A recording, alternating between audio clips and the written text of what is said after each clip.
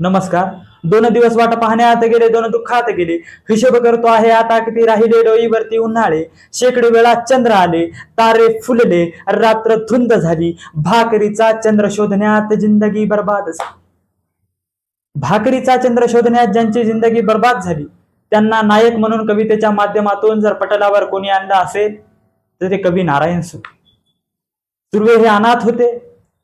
इथल्या दिनदलितांचा, कष्टकऱ्यांचा, कामगारांचा, मोलमजुरांचा, दुःखी पीडित समाजाचा प्रश्न आपल्या कवितेच्या माध्यमातून मांडण्याची भूमिका त्यांनी घेतली. याही पलीकडे जा, आपल्या कविता संग्रह माझे विद्यापीठ मध्ये ते लिहितात, ना घर होते ना गणगोत, ना घर होते ना गणगोत होते, चालत जावं तेवढी पायाखाली जमीन होती.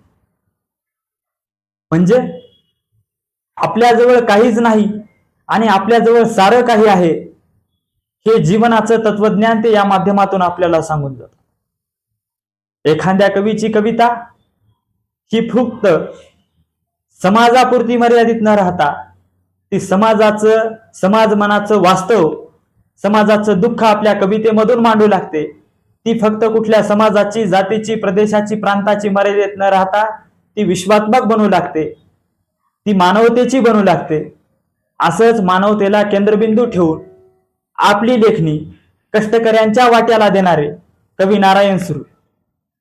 15 ऑक्टोबर पासून नारायण सुर्वे यांच्या जन्मशताब्दी वर्षाला सुरुवात होत आहे, झाली आहे.